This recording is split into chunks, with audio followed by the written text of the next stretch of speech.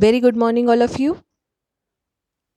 I would like to express my heartfelt thanks to so many students who have commented on my videos and motivated me. And here I am with another video of combustion and related numerical problems. So, in this short video, we will discuss only the basic concepts related to combustion and which are required to solve actually the numerical problems. So, what are the basic concepts? First of all, combustion, this part of engineering chemistry is basically related with the fuels. And when the fuels are combusted, or you can say when the fuels are burnt, they actually are used to extract useful amount of energy. But what is the basic difference between combustion and burning? Burning is simply like you're burning paper, you're burning wood, you can burn anything. But combustion is actually related about the extraction of energy. If useful amount of energy can be extracted, then it is called combustion. And what is combustion? We all know it is actually the exothermic oxidation of fuel. Exothermic reactions are those which are related to the release of energy, and oxidation means reaction with oxygen. So, in any fuel, what happens? The constituent elements undergo oxidation and releases energy. This useful amount of heat or energy, you can say, can be extracted and can be utilized. So, what happens in all the combustion processes? Generally, the fuels are rich in carbon. Whatever fuel it may be, it can be a solid fuel, liquid fuel, or a gaseous fuel. They are actually the carbon rich compounds.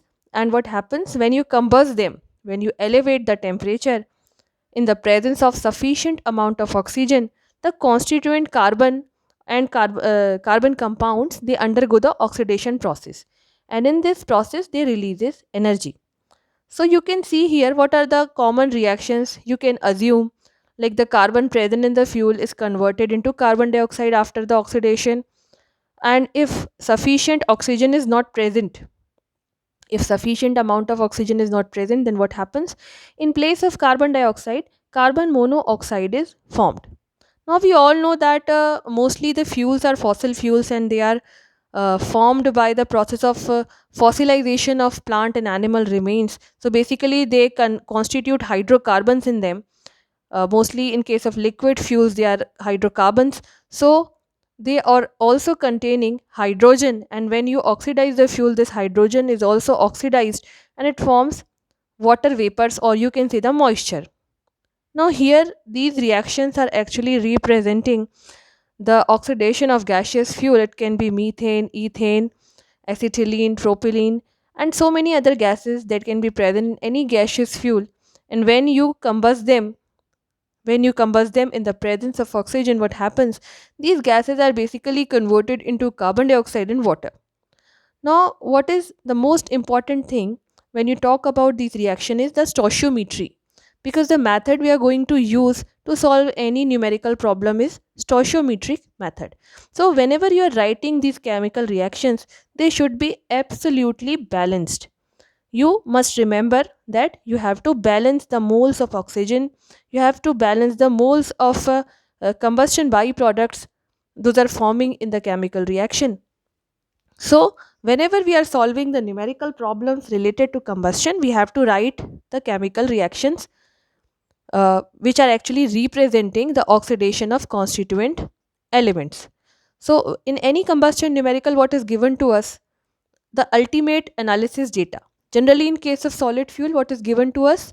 The percentage of carbon, hydrogen, oxygen, sulfur, sometimes ash percentage and moisture percentage is also given, and all this data is actually known as ultimate analysis data. So ultimate analysis data of coal and other fuels may be given, but generally in case of a gaseous fuel, the constituent uh, gases percentage or amount is given. And what we do generally, we write the chemical reactions first. So you must be able to write a balanced chemical reaction. The next part is you are generally asked to compute the air required or theoretical amount of air required or the flue gas percentage composition. So you must remember two things.